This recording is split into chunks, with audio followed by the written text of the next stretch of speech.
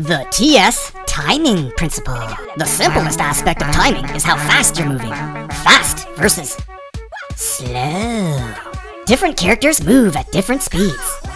Big, heavy characters move slowly because it takes time and effort to get their weight moving. Little, light characters can zip around a lot faster. Switching up your speed makes TSing interesting, but there are more layers to timing. Drag. Drag is when parts of you lag behind others. Imagine you have dangly rubber arms. If you move your body, your arms would drag behind.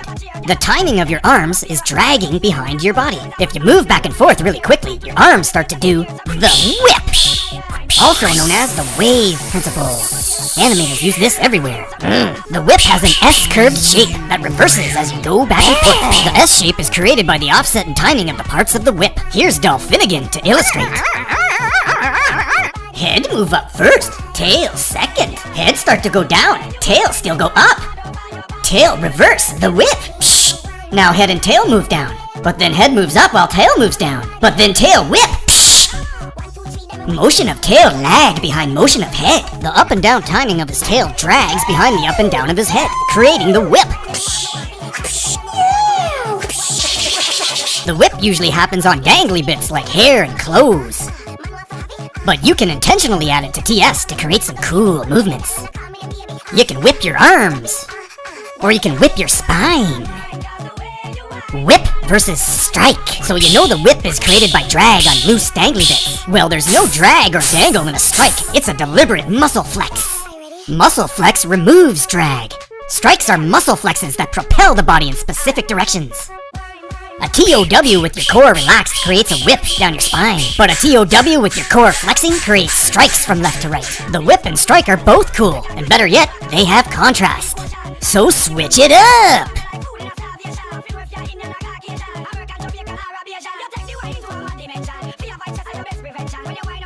Overlapping action. Similar to drag, overlapping action is also an offset of timing. But not on dangly bits, we're talking about strike offsets. Muscles deliberately flexing and moving pieces of your body at different times. For example, say you're gonna pitch a ball. Your whole body doesn't move at the same time like this. Lame. Instead, things move in parts. Maybe your leg, left arm, head, and then right arm. Everything's moving at different times. Overlapping action makes things more interesting. Artists love offsets because we learn, if you look closely, organic living things are never perfectly symmetrical. Look at my ugly mug. If you chop me in half and measure distances, I'm a freak of imperfection. But it's your imperfections that make you real. If you're completely symmetrical, then you truly are a freak. This principle of organic asymmetry applies to motion as well. Organic living creatures never move perfectly symmetrical. Look at Kong jumping symmetrical. He looks like a robot. Add in a little offset to his arms and legs and bam! He feels more natural. See the difference a little offset can make? Offsets turn robotic into organic.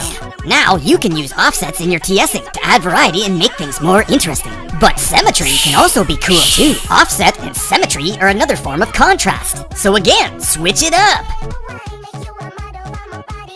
The slow in, slow out. Things don't always move at a constant rate. They need time to speed up and slow down. We're talking about acceleration and deceleration. Animators also refer to this as cushion in and cushion out. When you TS, imagine your butt and legs are shock absorbers. Flex these muscles as you go up and down. Use them to create a slow in and slow out. This cushions your motions and makes the impact less stressful on your joints. Follow through. Follow through is about how things come to a stop. Not every part of your body comes to a stop at the same time either.